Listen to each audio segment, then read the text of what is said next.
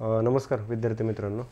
आपण हे जे आहे आपलं समाजशास्त्र विषयाची ॲक्च्युअल टॉपिक वाईज सुरुवात करतो बघा. समाजशास्त्राचं आत्तापर्यंत आपण काय काय पाहिलं आहे, तर समाजशास्त्राबद्दल आपण समाजशास्त्राची ओळख करून घेतली आहे, समाजशास्त्र घेण्याचे फायदे आपण पाहिले, त्याच्यानंतर सिलेबस आपण एक डिकोड केला आहे समाजशास्त्राचा सगळा सिलेबस. हे व्हिडिओ आपले उमाई अकॅडमीच्या प्लॅटफॉर्मवर यूट्यूबला अवेलेबल आहेत बघा, की बाबा समाजशास्त्र ऑप्शनल तुम्ही घेतला तर तो नेमका कसा आहे, नंतर समाजशास्त्र या विषयाचे ऑप्शनल म्हणून निवडण्याचे फायदे काय आहे, एक्झामला त्याचा रेशो किती आहे, सिलेक्शनचे चान्सेसमध्ये आपला वैकल्पिक विषय आपल्याला कशी मदत करतो, आणि सिलेबस डिकोड करून आपण थोडक्यात सगळे आणि काही पुस्तकांची ओळख पण करून घेतली बघा. म्हणजे ओव्हरऑल आपण समाजशास्त्राचं जे सगळं बॅकग्राऊंड आहे, प्री रिक्विजिट ज्या सगळ्या गोष्टी आहेत त्या आपण त्या कव्हर केलेल्या आहे. ते यूट्यूबला अवेलेबल आहे, आपल्या यूट्यूब चॅनलला आहे बघा.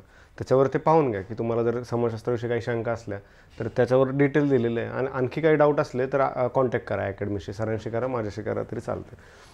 आता जे आहे आपण हे लेक्चरची सिरीज सुरू करतो आहे डायरेक्टली आपल्या सिलेबसनुसार. तर यातले काही लेक्चर आपले यूट्यूबला येतील आणि त्याच्यानंतरचे लेक्चर्स आपल्या ॲपवर असतील बघा. उमाई अकॅडमीचं जे ॲप आहे, यूट्यूब जे लिंक आहे त्याच्या खाली यूट्यूबचा जो व्हिडिओ आहे त्याच्या खाली लिंक दिलेली आहे बघा.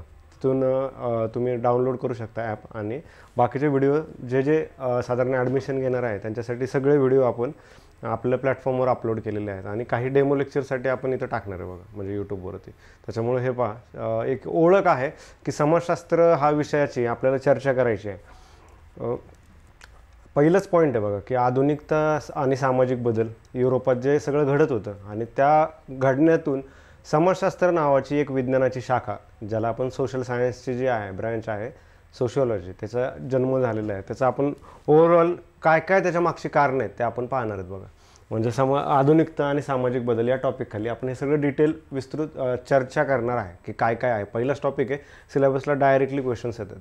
ह्याच्यामध्ये बघा फर्स्ट थिंग आहे, हे आपण 3 टर्म्समध्ये पाहणार आहे की बाबा हे सगळं घडतंय आणि आपण हा अभ्यास का करायचा. तर हिस्ट्री आहे बघा, इतिहास जो असतो ना, तो इतिहास ही एक विंडो आहे ज्याच्यातून आपण साधारण भूतकाळामध्ये जाऊन त्यावेळेचा त्या परिस्थितीचा अभ्यास करू शकतो आणि त्या पद्धतीने आपण निष्कर्ष मांडू शकतो. तर इतिहासाच्या माध्यमातून आपल्याला समाजाकडे जुन्या ज्या घडलेल्या आहे, सोसायटी कशा होत्या, लोक कशी होती, संस्कृती कशी होती, याच्याबद्दल आपल्याला चर्चा करता येते. त्याच्यामुळे हिस्ट्री इज विंडो. मग आपल्याला काय करायचं आहे, तर समाजशास्त्र या विषयाचा उगम कसा झाला, समाजशास्त्राची सुरुवात कशी झाली याच्याबद्दल चर्चा करायची, की नेमकं ही ब्रँचची सुरुवात कुठून झाली आहे, त्याला कोणती कारणीभूत होती, या माध्यमातून आपण ते पाहणार आहे की समाजशास्त्राचा उगम या दृष्टीने आपण चर्चा करतोय. मग याच्यामध्ये अनेक गोष्टी आहेत की समाजशास्त्र का उगम झाला, समाजशास्त्राचा कसा झाला. त्याच्यामध्ये काही जे आहेत आपलं रॉबर्ट नेस्बेट जे आहेत, टी.बी. बॉटममोर एक थिंकर आहेत बघा. हे तुम्हाला नावं येतील, काही थिंकर्सची नावं येतील. हे लेक्चर्समध्ये नोट डाऊन केलं तरी चालेल. म्हणजे ज्यावेळेस तुम्ही करताय तर लेक्चर्सला नोट डाऊन करणं ही चांगली प्रॅक्टिस आहे. म्हणजे तुमचा दुसरा वेळ जात नाही, परत लेक्चर ऐकायचं मग परत नोट्स काढत बसायच्या, याची गरज पडत नाही. ज्यावेळेस आपण लेक्चर करतो त्याच वेळेस त्या नोट्सच्या फॉर्मॅटमध्ये स्क्राईब करून घ्यायचं आणि आपला त्याच्या माध्यमातून वेळ वाचतो. त्याच्यामुळं ज्यावेळेस थिंकर सांगतो तर ते थिंकर लेक्चर्समध्येच नोट डाऊन करा की काय. टी.बी. बॉटममोर यांचं एक पुस्तक आहे बघा, a history of sociological analysis. A history of sociological analysis. ह्यांचं टी.बी. बॉटममोर जे आहे यांचं पुस्तक आहे हिस्ट्री ऑफ सोशिओलॉजिकल ॲनालिसिस. आता या पुस्तकामध्ये काय दिलं आहे, तर ज्यावेळेस तुम्हाला पण विचारलं जाईल तर हे नावं मेन्शन करायचे कायम. म्हणजे जर एक्झामला चांगले मार्क्स मिळवायचे असले तर थिंकरचं नाव, त्याच्यानंतर त्या पुस्तकाचं नाव आणि त्यांनी काय काय त्याच्याबद्दल थोडक्यात सांगितलेलं आहे ते त्याच्यामध्ये मेन्शन करायचं. या पुस्तकामध्ये काय सांगितलं आहे की हे समाजशास्त्राच्या दृष्टीने विश्लेषणाची जी पद्धत आहे ते कुठून आलेली आहे, त्याचा इतिहास काय, ह्याची मांडणी साधारण या पुस्तकामध्ये आहे. की कशा प्रकारे हिस्ट्रीमध्ये समाजशास्त्राचा उगम कसा झाला आहे भूतकाळामध्ये, ही मांडणी साधारणपणे आहे. मग ह्यांचं काय म्हणणं आहे या पुस्तकामध्ये. या पुस्तकामध्ये महत्त्वाचे 2-3 पॉईंट आहे, ते तुम्हाला मी लेक्चर्समध्ये सांगतो. या बुकमध्ये असं आहे की साधारणपणे कोणतीही आयडिया जनरेट होण्यासाठी, कोणतीही थॉट प्रोसेस डेव्हलप होण्यासाठी, कोणतीही विज्ञानाची शाखा तयार होण्यासाठी किंवा इतर ज्या काय संकल्पनात्मक गोष्टी आहेत, ज्या संकल्पना आहेत, ज्या कन्सेप्ट्स आहेत, त्याची जी डेव्हलपमेंट आहे त्या डेव्हलपमेंट होण्यासाठी साधारणपणे काहीतरी त्याला सोशल आणि कल्चरल कंटेस्ट असतो. म्हणजे साधारण सामाजिक आणि सांस्कृतिक काही घटक असतात, त्या घटकांचा त्याच्यावर परिणाम होत असतो आणि त्या परिणामातून कोणतीही जे थॉट प्रोसेस आहे, आयडिया आहे, ते डेव्हलप होत असतात. या पुस्तकामध्ये ही एक मांडणी केलेली आहे की जे आहे सोशल आणि कल्चरल जो सगळा कंटेस्ट आहे, कल्चरल कंटेस्ट आहे, सोशल आणि कल्चरल कंटेस्टमधून आयडियाज डेव्हलप होतात, असं साधारण यांनी सांगितलेलं आहे हिस्ट्री ऑफ सोशिओलॉजिकल ॲनालिसिसमध्ये. आणि दुसरं काय आहे याच्यामध्ये, तर वेगवेगळ्या हिस्ट्रीचे अप्रोचेस आहेत बघा. सांगतो मी फक्त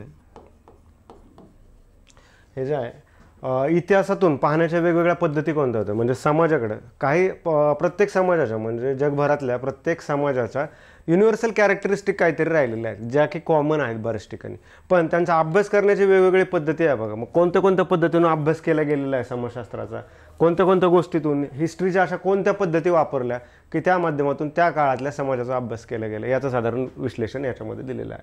म्हणजे आपल्याला हे जे आहे आपण जे पाहतोय आधुनिक आणि सामाजिक बदल, हे बदल झालेले आहेत, पण ते बदल पाहण्यासाठी आपण कोणत्या माध्यमातून गेलं पाहिजे, तर टी.बी. बॉटममोर यांनी सांगितलं हिस्ट्री ऑफ सोशिओलॉजिकल ॲनालिसिस या पुस्तकामध्ये की तुम्ही काय करा, तुम्ही त्यांचा सामाजिक आणि सांस्कृतिक जे आहे तो सगळा कंटेस्ट पहा की कोणत्या वातावरणामध्ये हे घडतंय आणि त्याच्यातून ती आयडिया कशी जन्माला आलेली आहे. आणि दुसरं आहे तुम्ही कोणत्या पद्धती वापरताय, त्या जगभरातल्या पद्धतींचा एक थोडक्यात अभ्यास करा की कोणत्या पद्धतीने आपण त्या काळातल्या त्या समाजाकडे पाहतो. आणि या माध्यमातूनच हे जे सगळ्या मेथड्स आहे या माध्यमातूनच आपण पुढे जाणार आहे बघा. आणि साधारण की त्या काळातला आधुनिक बदल आणि सामाजिक बदल जे आहे ते आपण समजून घेतोय बघा. मग हे मेथड आहे. परत एकदा सांगतो की हे काय आपलं प्री रिक्विजिट आहे. म्हणजे मी सांगितलं की इतिहास एक अशा प्रकारची खिडकी आहे की त्या खिडकीतून तुम्हाला भूतकाळातल्या सगळ्या समाजाकडे पाहता येतं. आणि ते कसं पाहायचं, समाजशास्त्राचा ज्यावेळेस आपण समाजशास्त्राचा अभ्यास करतोय तर समाजशास्त्राच्या गोष्टी कशा पाहायच्या, तर त्याचे सामाजिक आणि सांस्कृतिक जे कंटेस्ट आहेत, ज्या वातावरणामध्ये सामाजिक आणि सांस्कृतिक कसे घटक आहेत त्यांचा अभ्यास करायचा, वेगवेगळ्या पद्धतींचा जगभरातला अभ्यास करायचा, हिस्टॉरिकल मेथड्सनी समाजाकडे पाहण्याचा. हे साधारणपणे अशा पद्धतीने आपण आधुनिक आणि सामाजिक बदल कसे झाले हे साधारण आपण पाहणार आहे. नाव लक्षात ठेवा, नोट्सच्या फॉर्मॅटमध्ये लिहिण्यासाठी अतिशय महत्त्वाचं आहे. T B. Bottomore a history of sociological analysis हे नाव एक्झाममध्ये मेन्सला असं लिहायचं की टी.बी. बॉटममोर यांच्या पुस्तकामध्ये हिस्ट्री ऑफ सोशिओलॉजिकल ॲनालिसिसनुसार साधारणपणे त्या काळातला अभ्यास केला गेला, त्याच्यामधल्या सांस्कृतिक घटकांचा अभ्यास केला गेला, त्याच्यामधल्या सामाजिक घटकांचा अभ्यास केला गेला, वेगवेगळ्या इतिहासाच्या पद्धतींचा अभ्यास करून साधारण पुढचं विश्लेषण आलेलं आहे. नेक्स्ट पहा याच्यामध्ये काय आहे,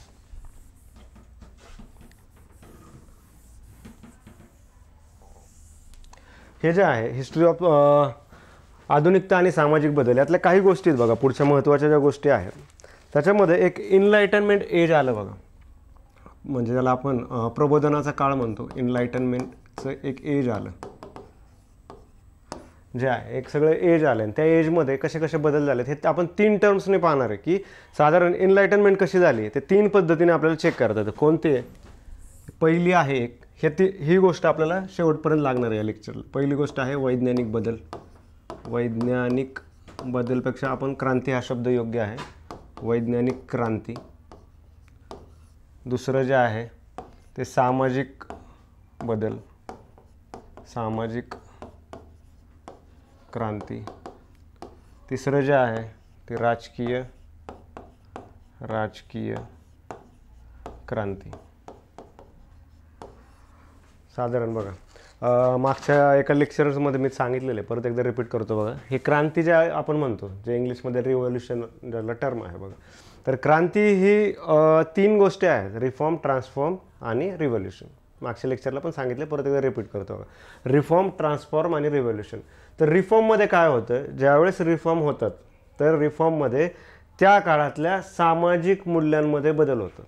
म्हणजे जे काही प्रचलित सामाजिक मूल्य आहेत त्याच्यामध्ये बदल हे रिफॉर्मच्या थ्रू होतात. म्हणूनच आपण जे सामाजिक कार्यकर्ते असतात बघा, त्यांना बऱ्याच वेळा आपण रिफॉर्मर म्हणतो. म्हणजे जे वेगवेगळे रिफॉर्मर आहेत, समजा महात्मा फुले आहेत तर रिफॉर्मर आहेत, कारण की त्यांनी प्रचलित सामाजिक मूल्यांना बदलण्याचं आव्हान घेतलं आणि ते सक्सेसफुली त्यांनी बऱ्याच गोष्टींमध्ये सामाजिक बदल केले. मग अनेक कार्य आहे, सत्यशोधक समाजाच्या स्थापनेपासून सगळं जे आहे की विधवा महिलांचं जे सगळं पुन्हा लग्नाचं जे आहे परत, त्याच्यानंतर अनेक कार्य आहे. म्हणजे महात्मा फुलेंचं एक आपण वेगळ्या लेक्चरवर त्याच्यावर येणारच आहे आपल्याला. ते सगळं त्यांचं जे कार्य आहे ते पेपर 2मध्ये आपण त्यावेळी सविस्तर चर्चा करू. मग अशा प्रकारचं जे आहे तर ते रिफॉर्म झाले, म्हणजे प्रचलित सामाजिक मूल्यांमध्ये केलेले बदल हे रिफॉर्मच्या अंतर्गत आहेत. ट्रान्सफॉर्ममध्ये काय होतं बघा, सामाजिक मूल्यांसोबत तिथली सत्ता बदल होतो बघा. म्हणजे जे जे रूलिंग आहेत, एक रूलर आहे तो जातो आणि दुसरा रूलर येतो, पण जे स्ट्रक्चर आहे, ती जी संरचना आहे ती बदलत नाही ट्रान्सफॉर्ममध्ये. फक्त काय होतं, एक राजा गेला दुसरा राजा आला, किंवा जे आता आपल्या लोकशाहीच्या काळात आहे साधारण एक पक्षाचं सरकार होतं, ते गेलं दुसऱ्या पक्षाचं सरकार आलं. अशा प्रकारचं जे आहे तर हे ट्रान्सफॉर्मेशन आहे. ट्रान्सफॉर्म, पहिलं रिफॉर्म, दुसरं ट्रान्सफॉर्म, आणि तिसरं जे आहे रिव्होल्युशन, म्हणजे क्रांती जे आपण म्हणतो, संपूर्ण क्रांती. जे सगळा नारा दिला तर भारतामध्ये 1960 नंतर दिलेला आहे बघा, संपूर्ण क्रांतीचा नारा. तर क्रांती म्हणजे काय की स्ट्रक्चरल चेंज करायचं आहे. म्हणजे जे एक्झिस्टिंग स्ट्रक्चर आहे, समजा आता डेमोक्रेसी आहे, डेमोक्रेसी जागेवर काहीतरी नवीनच आले, किंवा आधी जे होतं फ्युडल स्ट्रक्चर होतं, म्हणजे सरंजामी व्यवस्था होती, सरंजामी व्यवस्था सगळी नष्ट झाली आणि आता जगभरात साधारणपणे लोकशाही आहे. मग अशा प्रकारचं जे आहे ते क्रांती आहेत. मग या 3 प्रकारच्या क्रांती झाल्या बघा. त्याच्यानंतर बदल झालेत आणि इनलाइटनमेंटचा तो सगळा काळ आहे, म्हणजे प्रबोधनाचा, आधुनिकतेचा सगळा काळ आहे. कोणते 3 बदल झाले तर वैज्ञानिक क्रांती झाली, त्याच्यानंतर राजकीय क्रांती झाली, सामाजिक क्रांती झाली. या क्रांती आहेत बघा, म्हणजे टोटल स्ट्रक्चरचे चेंजेस आहेत, म्हणजे संरचनाच बदललं, पूर्वीचं काही राहिलेलं नाही. आणि एक नवीन सामाजिक ऑर्डर, सोशल ऑर्डर एक नवीन तयार होती बघा, एक नवीन प्रकारची रचना तयार होती. असं जगभरात घडतं का तर कायम घडतं.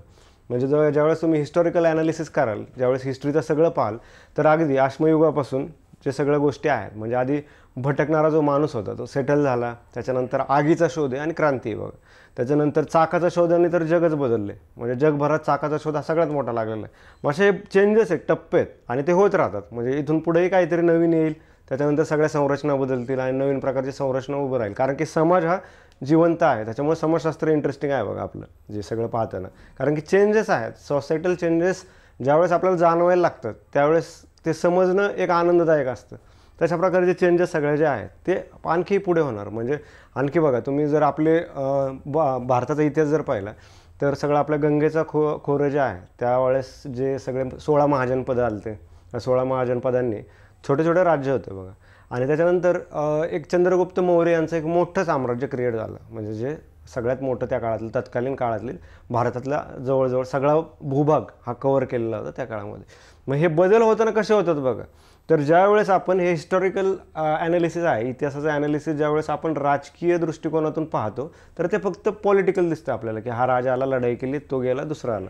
पण ज्यावेळेस आपण तंत्रज्ञानात्मक बदल पाहतो तर मुख्य त्याचं कारण काय होतं की त्यावेळेस जे मोठमोठे त्या काळातले जे मशीन्स आहे, म्हणजे लोखंडाचा साधारण वापर आणि त्याचा यूज जो आहे तो मोठ्या प्रमाणात वाढला होता. म्हणजे तलवारी आल्या, किंवा त्यानंतर सेटलमेंट जे आहेत, म्हणजे जंगल तोडून नदीच्या किनाऱ्यावर नवीन शहरं तयार व्हायला लागली होती त्या काळात. आणि त्याचा परिणाम हा होता की संपूर्ण प्रदेश त्यांना तो जिंकता आला.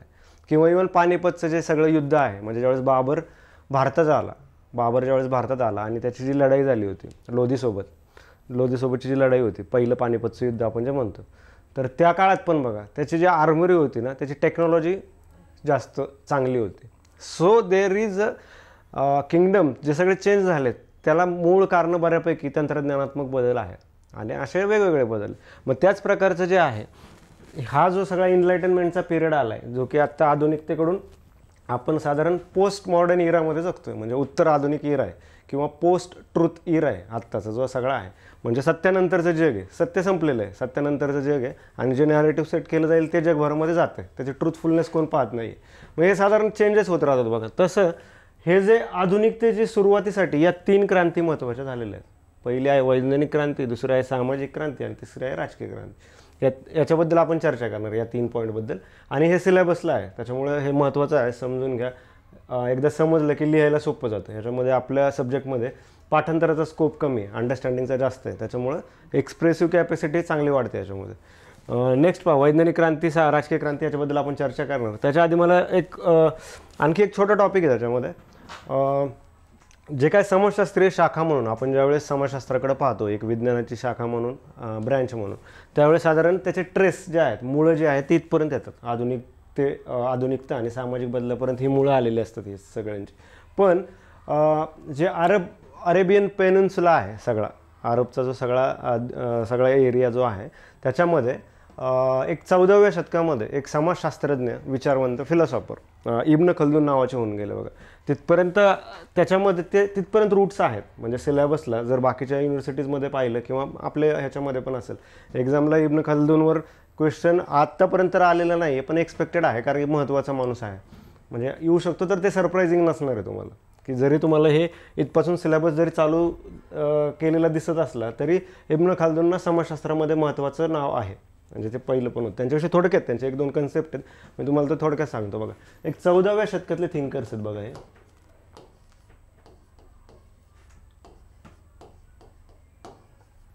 इब्न खल्दून नावाचे.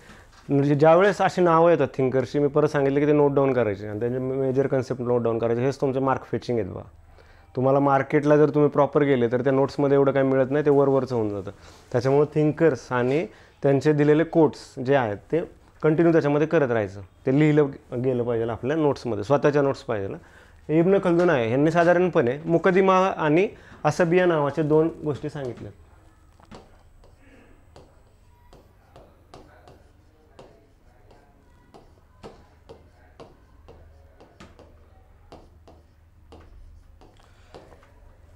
इब्न खल्दून यांनी मुकदिमा आणि असबिया नावाचे 2 गोष्टी सांगितलेल्या आहेत. त्या 14th सेंचुरीमध्ये, म्हणजे ते फिलॉसॉफर होते, त्यांनी हे 2 कन्सेप्ट मांडलेले. काय आहे ते, असबिया काय आणि मुकदिमा काय हे आपल्याला माहीत पाहिजे ॲज अ सोशलॉजी स्टुडंट, समाजशास्त्राचा विद्यार्थी म्हणून. असबिया म्हणजे काय? असबियाचं बेसिकली मिनिंग आहे, लिटरली मिनिंग त्याचं हेच आहे की ग्रुप फिलिंग. म्हणजे ग्रुप फिलिंग म्हणजे मीपणाची आपलेपणाची भावना आहे. जसं 2 नेशन निर्माण होतं बघा, आपलेपणाची भावना आहे, मीपणाची. ग्रुप फिलिंग आहे. आणि मुकदिमा ह्याच्यामध्ये साधारणपणे 2 गटांच्या संघर्षाबद्दल चर्चा केली जाते, की 2 ज्या आहेत कॉन्फ्लिक्टमधून एक नवीन पॉवरचा राईज होतो, नवीन साम्राज्याचा उदय होतो, न्यू पॉवरचा राईज होतो बघा. मुकदिमा आणि असबिया आहे. आता असबिया म्हणजे काय, त्यांचं असं म्हणणं होतं की ही जी ग्रुप फिलिंग आहे, म्हणजे एकत्र असण्याची जी भावना आहे, समूहाची भावना आहे, तर ही समूहाची भावना हे नोमॅडिक जे भटके लोक असतात त्यांच्यामध्ये समूह भावना जास्त स्ट्रॉंग असते, असं इब्न खल्दून यांचं म्हणणं आहे. आणि ज्या वेळेस अशी जे स्ट्रॉंग भावना म्हणजे एकमेकांमध्ये जे सगळ्यांचे रिलेशन जे आहे, जी ग्रुप फिलिंग आहे, असे स्ट्रॉंग ग्रुप फिलिंग असलेले लोक एका सिव्हिलाइज कल्चरला, जिथं बघा म्हणजे पहिली गोष्ट आहे की मी आपलेपणाची भावना ही नोमॅडिक लोकांपासून सगळ्यात हायेस्ट कल्चरचे सिव्हिलायझेशन सगळीकडे असते. पण ज्या वेळेस एखादं कल्चरली रिच होत जाताना आणि त्याच्यानंतर येणाऱ्या त्या संपत्ती आणि सगळ्यांबरोबर त्या ज्या फिलिंग्ज आहेत ग्रुपच्या, ज्या सगळ्या त्या वीक होत जातात बघा. आणि सगळ्यात जे टॉपचं म्हणजे जे सगळ्यात वरचं साम्राज्य असतं त्याच्यामध्ये जे आहे ती ग्रुप फिलिंग कमी झालेली असते. सगळ्यात हायेस्ट ग्रुप फिलिंग नॉमॅडिकमध्ये असते. मग यांचं असं म्हणणं आहे इब्न खल्दून यांचं की हे जे नॉमॅडिक अशा प्रकारचे जे जास्त फिलिंगवाले, एकत्र राहण्याची भावना ज्यांच्याकडे जास्त आहे, ते ऑलवेज वरच्या ग्रुपला रिप्लेस करत असतात. म्हणजे जे वरचे ग्रुप आहेत त्यांना रिप्लेस करतात आणि एक नवीन किंगडम, नवीन साम्राज्याचा राईज होतो, जे की मुकदिमामध्ये सांगितलं आहे. म्हणजे साधारण या 2 गोष्टी आपल्याला लक्षात ठेवायच्यात इब्न खल्दून यांचं. एक असबिया जे आहे, असबिया म्हणजे ग्रुप फिलिंग, हे लक्षात ठेवा. आणि ग्रुप फिलिंग सगळ्यात जास्त कशामध्ये असते तर नोमॅडिक जे आहेत, नोमॅडिक जे पीपल्स आहेत त्यांच्यामध्ये ग्रुप फिलिंग जास्त असते. त्याच्यानंतर ती कमी कमी होत जाते स्ट्रक्चरली. आणि मुकदिमामध्ये काय आहेत, याच्यामध्ये कॉन्फ्लिक्ट होतात बघा या दोन्हींमध्ये. आणि जे जास्त ग्रुप फिलिंग ज्यांच्याकडे असतात ते साधारणपणे रिप्लेस करतात, चांगले किंगडम रिप्लेस केलेले. हे 14th सेंचुरीच्या ऑफकोर्स म्हणजे हे सगळं 14व्या शतकातल्या सामाजिक सांस्कृतिक घटकांना धरून मांडलेले कन्सेप्ट्स आहे, पण महत्त्वाचे आहे. जर कधी एक्झामला आलं तर ह्या 2 गोष्टी तुम्हाला माहीत पाहिजे. बऱ्याच ठिकाणी सिलेबसला हे कव्हर करत नाहीत आणि सांगत, म्हणजे आलं नाही त्याच्यामुळे त्याच्यावर लक्ष नसतं. पण UPSCला आपण प्रेडिक्ट नाही करू शकत, MPSCला प्रेडिक्ट नाही करू शकत. मेन्सला अशा प्रकारचे क्वेश्चन्स तुम्हाला एक्सपेक्टेड आहेत, म्हणजे येऊ शकतात, काही त्याच्यामध्ये डाऊटफुल नाही आहे, कारण की महत्त्वाचे थिंकर आहेत समाजशास्त्रामधले. ठीक आहे, नाव लक्षात राहील इब्न खल्दून. तो टॉपिक सुरुवात केली म्हणून मी पहिल्यांदाच ते क्लिअर करून टाकलं होतं. नेक्स्ट आहे याच्यामध्ये बघा,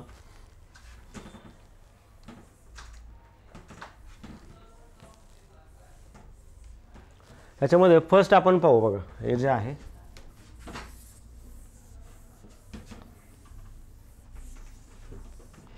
पहिल्या याच्यामध्ये आपण पाहू वैज्ञानिक क्रांतीबद्दल चर्चा करू.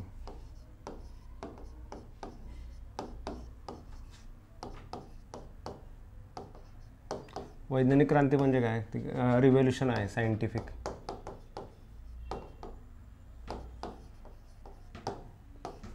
म्हणजे सगळे बदल व्हायला लागलेले आहेत. मग ते कशा कशा प्रकारे ते आपण समजून घेऊ की सायंटिफिक रिव्होल्यूशन कशा प्रकारे वर्कआउट होते. याच्यामध्ये बघा, वैज्ञानिक क्रांतीमध्ये सगळ्यात पहिलं जे महत्त्वाचं नाव आहे, सगळ्यात पहिलं जे आहे ते कोपर्निकस यांच्याबद्दल आपण चर्चा करू. कोपर्निकस जे आहे त्यांचं साधारण 1544 पर्यंत आहे त्यांचं, आणि पिरियड त्यांचा जो आहे 1473 असं साधारण त्यांचं काळ. कोपर्निकस महत्त्वाचं नाव आहे बघा. कोपर्निकस यांच्याविषयी बऱ्याच चर्चा झाल्यात. काय काय आहे त्याच्याबद्दल आपण थोडक्यात पाहू. कोपर्निकस जे आहे हे त्या काळातले वैज्ञानिक होते आणि त्यांनी साधारणपणे त्या काळातल्या सगळ्या समजांना छेद देत, सगळ्या समजांना त्यांनी छेद दिला आणि साधारणपणे असं सांगितलं की त्यावेळेस प्रचलित वैचारिक व्यवस्थेबद्दल असं होतं की त्यावेळेस असं मानलं जायचं की पृथ्वी हे जे आहे, अर्थ आपलं जे पृथ्वी आहे ते सगळ्या विश्वाचं जे आहे, जे सगळं ब्रह्मांड आहे त्या सगळ्या ब्रह्मांडाचं सेंटर हे पृथ्वी आहे. आणि त्या दृष्टिकोनातून सगळ्या रिलिजियस, धार्मिक बाबी, सामाजिक बाबी त्या सगळ्या गोष्टी घडत होत्या. हे साधारणपणे त्यावेळेस होतं. कोपर्निकस हे पहिले त्यावेळेसचे मानलेले वैज्ञानिक आहेत ज्यांनी ही थिअरी हे केली. ही जी थिअरी आहे ती थिअरी साधारणपणे बाजूला सारून त्यांनी असं सांगितलं की हे जे आहे पृथ्वी हे काही सेंटर नाही आहे, तर सूर्य हे सेंटर आहे आणि सगळे ग्रह जे आहेत हे सूर्याच्या भोवती फिरतात. आणि हा साधारण त्या काळात वैचारिक जे काय समज होते त्या काळातले त्याला दिलेला छेद होता बघा.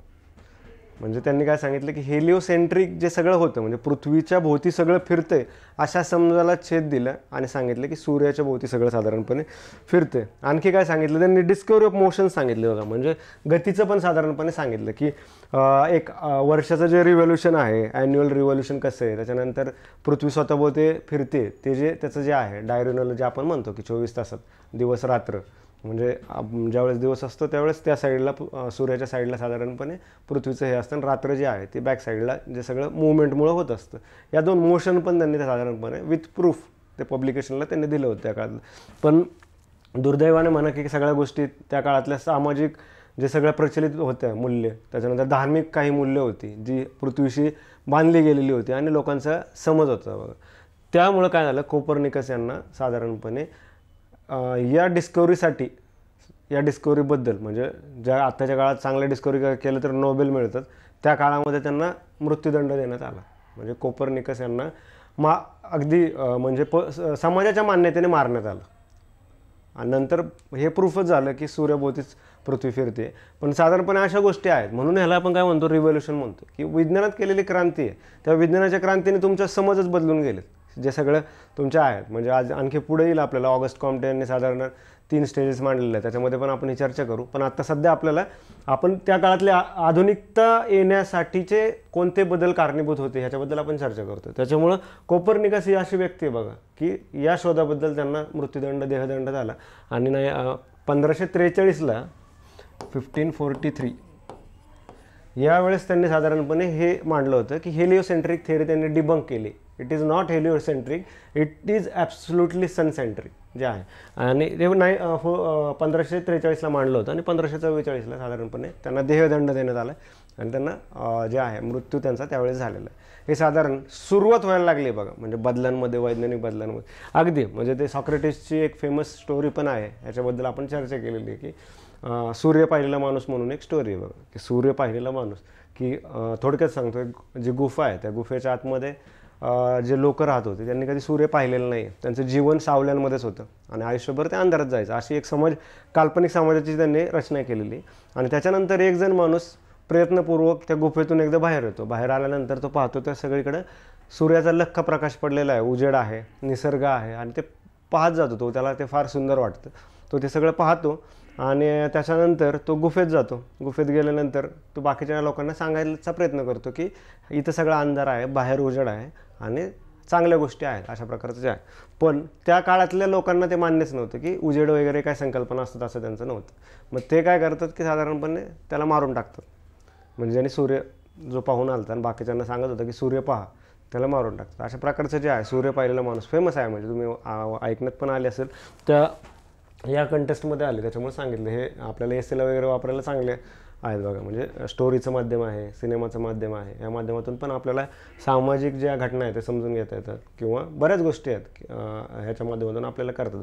चिले नावाच्या देशामध्ये एक सामाजिक बदल झालेली एक सिनेमा आलेला आहे बघा, नेटफ्लिक्सला की मूवीला आहे, किंवा जग्गी नावाचा एक सिनेमा आलेला आहे, मूवीला आहे बघा जग्गी. डॉक्युमेंटरी टाईप स्टोरी आहे, एक साधारण LGBT जे सगळं आहे त्याच्याबद्दलचं जे जीवन आहे की त्या जीवनाच्या माध्यमातून कसा स्ट्रगल होतं, अशा वेगवेगळ्या गोष्टी बघा. त्याच्यामुळे असे सामाजिक बदल होणार, त्या माध्यमात लिहिलं जाणार, बोललं जाणार, चर्चा होणार आणि नवीन समाजाची परत रचना होणार, अशा प्रकारच्या गोष्टी. तर हे कोपर्निकस आहे. त्यांच्यानंतर साधारणपणे केपलर नावाचे, हे नोट डाऊन करून ठेवा सांगतानाच. केपलर जे आहेत, केपलर हे दुसरे वैज्ञानिक होते. म्हणजे दुसरे म्हणजे लगेच त्यांच्या खाली नाही, म्हणजे तो काळ आहे बघा, एनलायटनमेंटच्या काळाची सुरुवात जी आहे, प्रबोधन व्हायला लागले, नवजागृतीचा काळ यायला लागला आहे, लोक विचार करायला लागलेत, कॉन्शियस व्हायला लागलेत, हा काळ आहे. आणि त्याच्यासाठी जबाबदार घटनांचा आपण विचार करतो. हे आहे त्यांच्या डेथनंतर बऱ्यापैकी, त्यांच्या डेथनंतर जे आहे ते बऱ्यापैकी साधारणपणे लोकांमध्ये चर्चा व्हायला लागल्या. त्याच्यानंतर केपलर आहे, यांचं पिरियड बघा 1571 ते 1630 पर्यंत आहे बघा. केपलर यांचा जो आहे 1571 ते 1630 पर्यंतचा पिरियड आहे बघा. तर केपलर यांनी, हे साधारण कोपर्निकस यांचं झालं. केपलर यांनी यांच्या पुढं जाऊन काय मांडलं की बघा, म्हणजे त्या काळातल्या धर्मसंस्थेला सर्कल हा लय प्रिय होता. म्हणजे राऊंड, त्या काळातल्या धर्मसंस्थेला ते सगळं युरोपात जे चाललेलं आहे की सर्कल जे आहे, वर्तुळाशी निगडीत गोष्टी अतिशय प्रिय होत्या त्या काळातल्या धर्मसंस्थेला सामाजिक मूल्यांमध्ये. आणि त्याच वेळेस केपलर, आणि त्यांनी तेच सांगितलं होतं की पृथ्वी राऊंड आहे, सेंटर आहे, गोल आहे, त्याच्यामुळं हे जे आहे हे जे सगळं आहे ते सर्कलमध्ये आहे, पृथ्वी सर्कलमध्ये, विश्व सर्कलमध्ये. हे मांडल्यानंतर म्हणजे साधारण कोपर्निकस यांचं झाल्यानंतर केपलर यांनी यांच्या पुढं जाऊन सांगितलं की ही जी प्लॅनेटरी मोशन आहे, हे जे ग्रहांच्या सगळ्या ज्या मोशन्स आहेत फिरण्याच्या, त्या सूर्याभोवती फिरण्याचा जे चक्कर सगळा जो आहे, राऊंड मारण्याचा जो सगळा प्रकार आहे, तो सर्कल नाही आहे, तर ते इलिप्टिकल आहे. म्हणजे अंडाकृती जे आहे असं सपोज हा सूर्य आहे आणि त्याच्या भोवती जे प्लॅनेट फिरतात, हे जे प्लॅनेटची मुवमेंट आहे, तर ती सर्क्युलर नाही आहे, ती इलिप्टिकल आहे बघ. आणि ते आहे, ते सायन्सने प्रूव्ह पण झालं. त्याच्यामुळं हा एक धक्का होता त्या काळातल्या परत एकदा समाज व्यवस्थेत. त्यांना असं त्या काळात असा प्रचलित होता की ठीक आहे बाबा, यांनी हे मान्य केले, पण हे सगळं मूव कसं होते सर्कलमध्ये, round round round round round. The Kepler sed that it's not round, it's not circle, it's elliptical motion. हे अंडाकृती साधारणपणे जे सगळं आहे त्याच्यामध्ये प्लॅनेट्स, ग्रह जे फिरतात ते सूर्याभोवती, हे साधारण बदल आहेत बघा. म्हणजे या चर्चांमुळे काय व्हायला लागले की लोकांमध्ये चर्चा व्हायला लागल्यात की सामाजिक बदल, धर्माच्या बद्दल लोक आता प्रश्न विचारायला सुरुवात करायला लागली की अंधश्रद्धे किंवा एखादी गोष्ट खरी आहे सांगितली तर विश्वास ठेवायचा का, नाही ठेवायचा का, हे चर्चा त्यामुळे त्याच्यामध्ये वाढायला लागल्या. तिसरे जे आहे ह्याच्यामध्ये महत्त्वाचे सिरीजमधले गॅलिलिओ जे आहे, गॅलिलिओ महत्त्वाचं नाव आहे, तुम्ही ऐकलं असेल बऱ्याच वेळा. गॅलिलिओ जे आहे, गॅलिलिओनी काय केलं, अगेन त्यांचा पिरियड आहे 1642 ते 1727. 1642 ते 1727 त्यांचा पिरियड आहे. एक मिनिट नाही, न्यूटनचा आहे तो. गॅलिलिओनचा आहे 1564 ते 1642. हे साधारण आहे, गॅलिलिओनचा हा काळ आहे. आणि गॅलिलिओ यांनी कोणते कन्सेप्ट्स मानलेत बघा. गॅलिलिओनी साधारण ॲक्सेलरेशन जे आहे, त्वरण, जे सायन्समध्ये आपण शिकतो बघा, ॲक्सेलरेशनचा साधारण शोध लावला त्यांनी, त्वरणचा. त्याच्यानंतर इनर्शिया नावाचं एक आहे, इनर्शिया नावाचा कन्सेप्ट आहे बघा. म्हणजे इनर्शियामध्ये तुम्हाला माहीत असेल की बाबा एखादी वस्तू आहे तर ती जागेवर असली तर ती जागेवरच राहते, त्याला जर उचलायचा प्रयत्न केला तर तो त्यांचं वेट जे आहे ते तिथंच एका जागेवर स्टेबल राहण्यासाठी प्रयत्न करतो. ह्या इनर्शियाचा एक लावला. आणि आणखी एक महत्त्वाचा गॅलिलिओनी शोध लावला होता की गॅलिलिओ यांनी गुरुग्रह जो आहे, गुरुग्रह त्याचे जे उपग्रह आहेत, किती आहेत गुरुग्रहाचे उपग्रह, साधारण 13 आहेत बघा, 13 सॅटेलाइट्स जे नॅचरली आहेत गुरुग्रहाचे. तर या गुरुग्रहाच्या सॅटेलाइट्सचा म्हणजे उपग्रहांचा शोध गॅलिलिओनी, ते ॲस्ट्रॉनॉमर होते, म्हणजे अवकाशातलं जे सगळं ऑब्झर्व करण्याचं जे आहे तर ते त्यांनी साधारणपणे गुरुग्रहाच्या जे सॅटेलाईट्स सगळा शोध लावलेला आहे त्यांचा त्यावेळेस. त्याच्यामुळं आता विज्ञानाबद्दल लोकांची निष्ठा वाढायला लागली, लोक सायन्समध्ये बोलायला लागलेत, चर्चा करायला लागले, हे साधारण आहे. नेक्स्ट जे आहेत ते न्यूटन आहेत बघा. न्यूटन आहेत. न्यूटन यांचा पिरियड जो मगाशी मी सांगितलं होता 1642 ते 1727. न्यूटन जे आहेत, न्यूटननी सगळ्यांना माहितीच आहे न्यूटनबद्दल. न्यूटन यांनी साधारण 3 लॉ दिले बघा मोशनचे, 3 लॉज ऑफ द मोशन. सगळ्यांना every action there is equal and opposite reaction, हे 2-3 आहेत बघा, ते फेमस आहेत ते. आणि त्यांच्यानंतर तर मग जग बदलले सगळे, म्हणजे जे सायंटिफिक डिस्कवरी जे आहेत त्याच्यानंतर जग बदलले. म्हणजे हे थोडक्यात मी काही गोष्टींचे सांगितलेले की कशाप्रकारे हे शोध लागलेले आहेत. न्यूटनबद्दल फेमस आहे बघा, रसेल नावाचे एक रसेल यांनी लिहिलेलं आहे बघा. काय रसेल यांचं फेमस कोट आहे, तुम्ही कुठेही वापरू शकता, ते एसेला आपल्या पेपरमध्ये कोणत्याही पेपरमध्ये तुम्ही यूज करू शकता. की रसेल यांचं असं म्हणणं होतं की निसर्गाचे जे सगळे नियम आहेत बघा, सगळे नियम लॉज वगैरे ज्या सगळ्या गोष्टी त्यांचं ते असे फेमसली म्हणलेत की ते बाय गॉड, ते सगळे बाय नेचर सगळे लपलेले होते अंधारामध्ये. आणि न्यूटनचा जन्म झाला आणि there is a light, everywhere there was a light, म्हणजे सगळीकडे प्रकाश पडला आणि ते नियम हे आपल्या जगाच्या समोर आले होते सगळ्यांचे. 3 लॉज ऑफ मोशन महत्त्वाचं आहे. हे सगळे जे आहेत हे सगळे सायंटिस्ट त्या काळातले, या सायंटिस्ट यांच्यामुळं वैज्ञानिक क्रांती झाली, म्हणजे अनेक क्रांती झाल्या. अगदी तुम्हाला बाष्प म्हणजे ह्याच्यावर चाललेलं आहे, बाष्पावर चालणारी ज्यावेळेस इंजिनाचा शोध लागला आणि त्याच्यानंतर जगभरामध्ये साधारण शिप ज्या आहेत बोटी, त्यांचा प्रवास सोपा झाला. म्हणजे अगदी केप ऑफ गुड होप जे आहे आफ्रिकेचं, तिथं वळसा घालून भारतापर्यंत लोक यायला लागली. वेगवेगळ्या कॉलनीज जे आहे ते स्ट्रक्चर ते हिस्टॉरिकली येईलच आपल्याला. म्हणजे अशा साधारण शोधामुळं वैज्ञानिक ह्याच्यामुळे जग बदलले. हा वैज्ञानिक क्रांती जी आहे, ही वैज्ञानिक क्रांती आपण थोडक्यात समजून घेतली की कशा प्रकारची आहे. वैज्ञानिक क्रांतीचे हे 4-5 सायंटिस्ट आणखी तुम्ही तुमच्या यांनी पण कोट करू शकता. त्या काळातले जे आहे सगळे बदल घडणारे जे सायंटिस्ट आहेत, ह्याचा आहे थॉमस एडिसन आहे ज्यांनी विजेचा शोध लावला. असे बरेच हे लिहिण्यासारखं आहे. म्हणजे ज्यावेळेस तुम्ही आन्सर लिहिणार की सामाजिक बदलाबद्दल किंवा इनलायटनमेंट पिरियड, तर त्यात आपण 3 टप्प्यांमध्ये केलं आहे बघा. सामाजिक बदल जे आहे, त्याच्यानंतर वैज्ञानिक बदल आहे, त्याच्यानंतर हे जे आहे राजकीय बदल आहेत, राजकीय क्रांती आहेत, औद्योगिक क्रांती आहे. हे जे आहे ह्याच्या अंडर हे जे सगळे येते हे सायंटिफिक रिव्होल्युशन, म्हणजे वैज्ञानिक बदलांच्या वैज्ञानिक क्रांतीच्या अंडर हे तुम्ही हे सगळे लिहू शकता. तर झाले काय काय पाहता, हे 3-4 नावं नोट डाऊन सांगतानाच नोट डाऊन करा.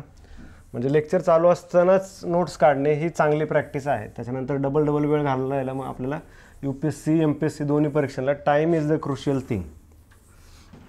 तर काय बदल झाले त्या काळामध्ये तत्कालीन याच्यामध्ये ते थोडक्यात आपण सांगू की ज्या सुपर नॅचरल गोष्टी आहेत, सुपर नॅचरल ज्या गोष्टींना मानलं गेलं, सुपर नॅचरल ज्या गोष्टींना मानलं गेलं त्यांना आता सुपर नॅचरल न मानता, म्हणजे अलौकिक जे मानवी बुद्धीच्या पलीकडचं आहे असं लोकांना वाटायचं, त्याच्यामध्ये बदल होऊन काय झालंय ते आता नॅचरल वाटायला लागलेत बघा लोकांना. म्हणजे त्याचं अवास्तव महत्त्व कमी होऊन लोक त्याच्याबद्दल चर्चा करायला लागले. दुसरं काय, जे डिवाइन लॉज, जे डिवाइन लॉज आहेत त्या डिवाइन लॉजला नॅचरल लॉजने रिप्लेस केले बघा. नैसर्गिक जे आहे नॅचरल लॉज. त्याच्यानंतर आपण एक्सप्लेन करू. तिसरं जे आहे रिलिजन जे आहे, रिलिजन म्हणजे आपला जो धर्म आहे, धर्माला कशाने रिप्लेस केले तर विज्ञानाने रिप्लेस केले बघा. आणि प्रेस्ट जे आहेत, प्रेस्ट म्हणजे धर्मगुरू, त्यांना कोणी रिप्लेस केले तर वैज्ञानिक जे आहेत, वैज्ञानिक. त्याच्यानंतर तत्ववेत्ते, हे साधारण आहे. पहा काय गोष्टी झाल्यात. तर या अशाच फॉर्मॅटमध्ये एक्झामला लिहिलं तरी चालेल बघा की वैज्ञानिक क्रांतीमुळे, सायंटिफिक रिव्होल्युशनमुळे काय झालं की ज्या गोष्टी सुपर नॅचरल वाटायच्या त्या आता नॅचरल नैसर्गिक वाटू लागलेल्या आहे. म्हणजे त्याच्यातला गूढपणा गेलेला आहे आणि त्याच्याकडे पाहण्याची लोकांची वैज्ञानिक दृष्टी वाढलेली आहे. दुसरं काय, त्यावेळेस डिवाइन लॉ मानले जायचे. म्हणजे डिवाइन लॉ की एखादं जे गोष्ट आहे ते दैवी आहेत, त्याच्यानंतर ते असं घडणारच आहे, अशा प्रकारचं जे सगळं सोडून दिलेलं होतं त्याच्याबद्दलचं, ते आता नॅचरल लॉकडे आलं. नॅचरल लॉ म्हणजे नैसर्गिक न्यायाचं तत्व उभं राहण्यास सुरुवात झाली. त्यांच्यामुळे फेमस तुम्हाला माहीत असतील जॉन लॉक जे आहेत, जॉन लॉक यांनी नॅचरल लॉजबद्दल केलेलं आहे. म्हणजे प्रत्येक शाखेची एक तत्त्वज्ञानात्मक त्याचं हे असते बघा, रूट असतो तत्त्वज्ञानात. ज्युरिस्प्रुडन्स त्याचा प्रत्येक शाखेचा असतो. तुम्ही लॉचा घ्या, किंवा हिस्ट्रीचा घ्या किंवा कोणतेही शाखा घ्या, विज्ञानाचा घ्या, त्याला काही एक तत्त्वज्ञानाचा बेस असतो. त्या तत्त्वज्ञानाच्या बेसवर खूप चर्चा झालेल्या असतात. त्याच्यामुळं समाजशास्त्राला पण तत्त्वज्ञान आहे बघा, किंवा लॉला तत्त्वज्ञान आहे, इतिहासाला तत्त्वज्ञान आहे, भूगोलाला तत्त्वज्ञान आहे. अशा प्रकारच्या तत्त्वज्ञानाच्या ज्युरिस्प्रुडन्सच्या शाखा असतात, त्याच्याबद्दल त्या विषयांमध्ये चर्चा होतात बघा. तसं हे डिवाइन लॉ गेले तर नॅचरल लॉ आलेत, पण नॅचरल लॉचे वेगवेगळे कन्सेप्ट्स वेगवेगळ्या लोकांनी मांडलेत. त्याच्यामध्ये जॉन लॉक सारखे लोक आहेत, आणि बरेच लोक आहेत, ते येईल आपल्याला इथिक्सचं ज्यावेळेस आहे त्याच्यामध्ये चर्चा आहेत. नेक्स्ट जे आहे रिलिजन, जे धर्म आहे, धर्माला रिप्लेस केले. कशाने रिप्लेस केले? तर आता धर्म जायला लागला आणि त्याच्या जागेवर लोक विज्ञानाबद्दल चर्चा करायला लागले. सायन्स, विज्ञानाबद्दल लोक बोलायला लागले. आणि प्रेस्ट, धर्मगुरूंची जागा आता वैज्ञानिक लोक घेऊ लागले, तत्ववेत्ते घेऊ लागले. म्हणजे ज्यावेळेस लोक धर्मगुरूंना मानत होते ते मानायचं आता एकदमच कमी झालं आहे, आणि वैज्ञानिकांना तेवढ्या लेवलला मानायला सुरुवात झालेली. म्हणजे हा तो त्या काळातला इनलाइटनमेंटचा. त्याच्यामुळे याला क्रांती म्हटलं जातं. क्रांती कसं स्ट्रक्चरमध्येच बदल झालेले आहेत. म्हणजे तुमची व्यवस्था जुनी तुटून पडली आहे आणि एक नवीन व्यवस्था, नवीन ऑर्डर साधारण निर्माण होण्याचा प्रयत्न केलेला आहे, झालेला आहे. अशा प्रकारचं जे सगळं स्ट्रक्चर आहे त्याच्यामध्ये ह्या साधारण याच्यामधल्या ह्या गोष्टी आहेत बघा. परत एकदा आपण ते सगळं पाहिलं. काय काय पाहिलं थोडं रिवाईज म्हणून सांगतो. काय काय पाहिलं आपण? फर्स्ट थिंग इज दॅट वैज्ञानिक क्रांतीच्या जे काही घटक कारणीभूत होते त्यातले काही वैज्ञानिकांचा आपण शोध पाहिले, त्यांना कशा प्रकारे नंतर सफर करायला लागलं ते पाहिलं. त्याच्यामध्ये कोपर्निकस आहे. कोपर्निकस यांनी साधारण सूर्याभोवती सगळे ग्रह फिरतात असं सांगितलं, आणि पृथ्वी हेलिओसेंट्रिक थिअरी ह्या आधी जी मान्य होती ती त्यांनी त्या गोष्टीला छेद दिला आणि नवीन हे मांडलं. दुसरं केपलर जे आहेत, केपलर यांचं आपण काय पाहिलं तर गती पाहिली, मोशन्स. म्हणजे त्यांनी सर्कल डिबंक केला आणि सांगितलं की हे सगळं ॲन्युअल, म्हणजे वार्षिक जे पृथ्वी सूर्याभोवती फिरते ती इलिप्टिकल, म्हणजे अंडाकृती जे सगळा मार्ग आहे त्याच्यात फिरते. तिसरं काय सांगितलं आपण केपलरच्या नंतर जे कोपर्निकस झाले, केपलर झाले, त्याच्यानंतर गॅलिलिओनचं साधारण पाहिलं. गॅलिलिओननी जे काय ॲक्सेलरेशनचा शोध लावला आहे, त्वरण, त्याच्यानंतर इनर्शिया लावलं आहे. त्याच्यानंतर गुरुग्रह जे आहे ते गुरुग्रहाचे साधारण उपग्रहाचा शोध त्यांनी लावलेला आहे. आणि नंतर आपण न्यूटन यांचं पाहिलं होतं. न्यूटनचं लॉज, 3 लॉज जे आहेत त्यांचे, ते त्यांनी 3 लॉ. अशा प्रकारे वैज्ञानिक बदल होत गेले, क्रांती होत गेली, आणि त्यासोबत हे सगळ्या गोष्टी घडायला लागलेल्या. म्हणजे सुपरनॅचरल वगैरे आता काय नाही आहे, नॅचरल आहे. डिवाइन लॉज नसतात, लॉज हे बाय नेचर आहेत, अशा प्रकारचं जे आहे. त्याच्यानंतर धर्माची जागा विज्ञानाने घेतलेली आहे पहा. त्याच्यानंतर धर्मगुरू जे आहे, धर्मगुरूंना आता कोणी रिप्लेस केले? वैज्ञानिकांनी रिप्लेस केले. म्हणजे सायन्सचं महत्त्व वाढलं आहे, विज्ञानाचं महत्त्व वाढलं आहे. आणि तत्ववेत्ते जे फिलॉसॉफर, हू आय एम, मी कोण आहे, जे सगळ्या गोष्टी आहेत, म्हणजे वेदांपासून सगळ्या धर्माच्यामध्ये सांगितलेलं आहे. काही ठिकाणी अहम ब्रह्मास्मी सांगितलं आहे. त्याच्यानंतर बुद्धांनी जे कन्सेप्ट सांगितलेले आहेत की बाबा हे जे सगळं चाललं आहे त्याच्यामधून ट्रान्सिडेंटल जी सगळी फिलॉसॉफी आहे की आत्मा जो आहे त्याचं मूवमेंट कशा, हे जे आहे ते फिलॉसॉफीचं इथिक्समध्ये आहे बघा. हे सगळ्या गोष्टी साधारण रिप्लेस जे आहेत, म्हणजे हे तत्त्वज्ञान, म्हणजे अशा प्रकारच्या तत्त्ववेत्यांना जे आहे ते महत्त्व आलेलं आहे. त्यावेळेसच्या विचारांना महत्त्व यायला लागलेलं आहे. नेक्स्ट याच्यामध्ये आपण पाहतोय पुढचा महत्त्वाचा पॉईंट आपल्याला पाहायचा आहे, तो म्हणजे राजकीय क्रांती. राजकीय क्रांतीचा आहे बघा. क्रांती म्हणजे संपूर्ण बदल सगळा जो होतोय. राजकीय क्रांतीमध्ये त्या काळातली सर्वात महत्त्वाची जी आहे ते फ्रेंच रिव्हॉल्युशन. ऑलमोस्ट तुमच्या सोशल सायन्सच्या सगळ्या सब्जेक्टमध्ये फ्रेंच रिव्हॉल्युशनला महत्त्व आहे. फ्रेंच आपण जे मराठीमध्ये फ्रेंच राज्यक्रांती म्हणतो.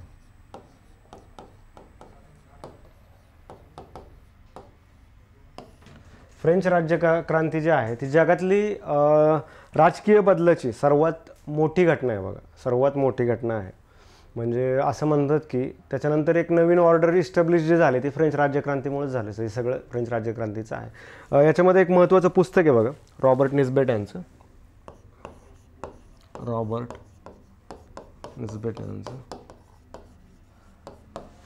त्या पुस्तकाचं नाव पण लगेच नोट डाऊन करा, द सोशिओलॉजिकल ट्रॅडिशन.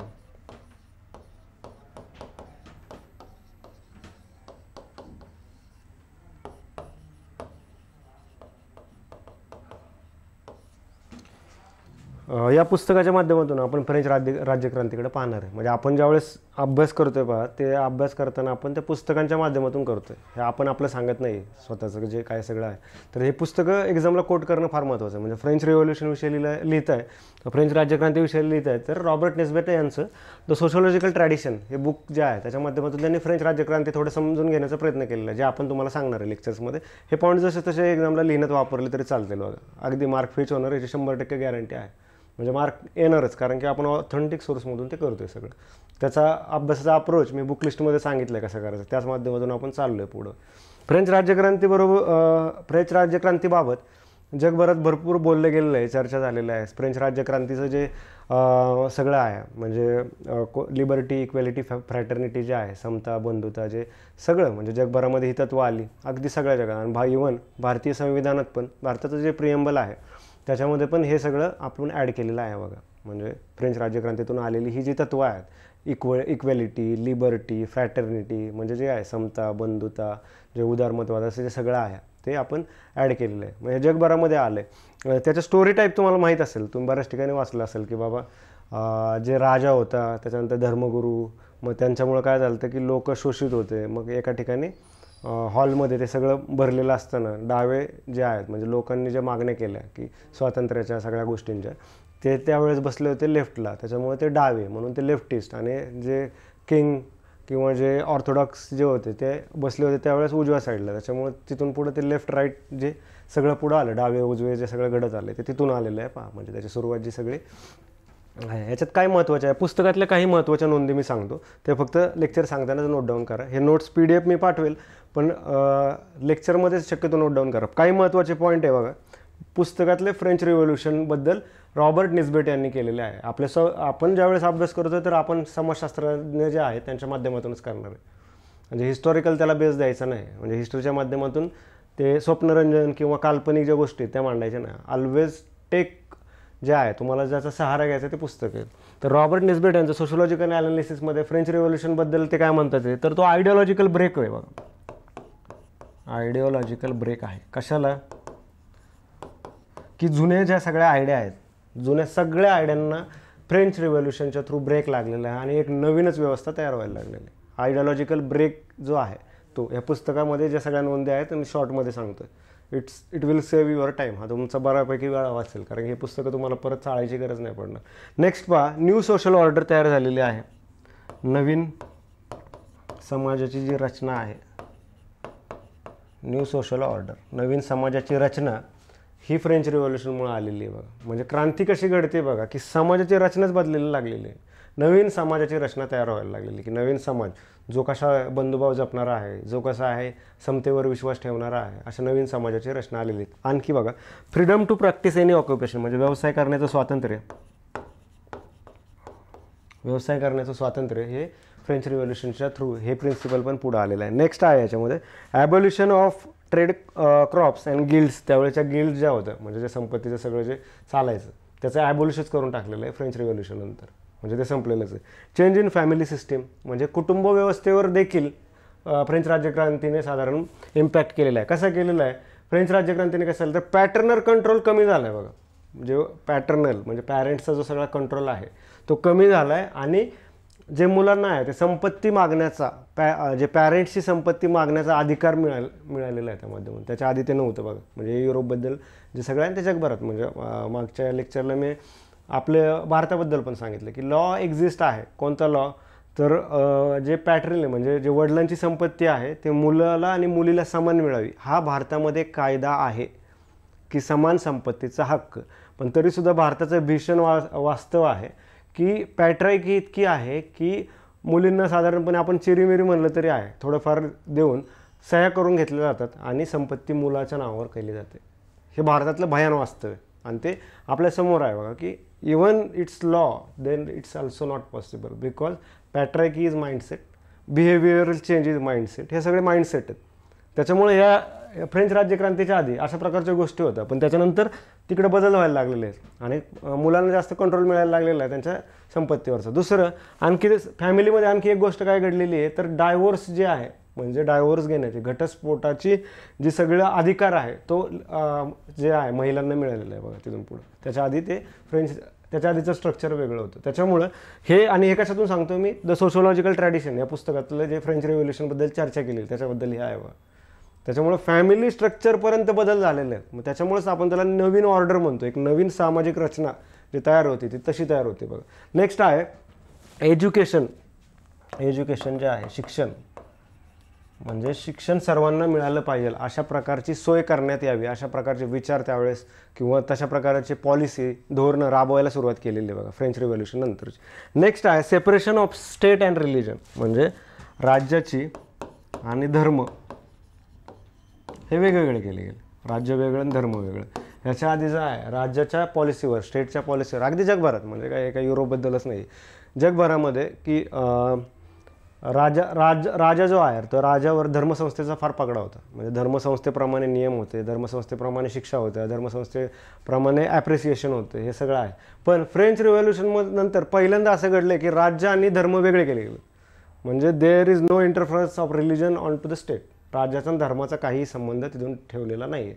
आणि त्याच्यामध्ये मग दोन चर्चा आहेत. म्हणजे भारतामध्ये जे आहे ते equal respect to all religion आहे, सर्व धर्मांना, आणि फ्रेंच याच्यामध्ये ते सेपरेट आहे बघा. म्हणजे त्यांच्यामध्ये राज्यामध्ये अजिबातच काहीच धर्माचं जे आहे ते आत्ता पण नाही आहे. म्हणजे तुम्ही सगळ्या पॉलिसी जर पाहिलं त्याच्यामध्ये, पण आपण त्या काळातली चर्चा करतोय त्याच लाईनवर ठेवूया. नेक्स्ट जे आहे चर्च प्रॉपर्टी जे आहे, म्हणजे त्यावेळेसची चर्चच्या ज्या प्रॉपर्टी आहेत त्या हे केल्या गेल्या, म्हणजे सगळ्या जप्त केल्या गेल्या आणि ते साधारणपणे ते प्रॉपर्टी राज्यामध्ये जे आहे राज्याच्या खजिन्यामध्ये टाकले गेले. हे बऱ्यापैकी त्यावेळेस घडलेलं.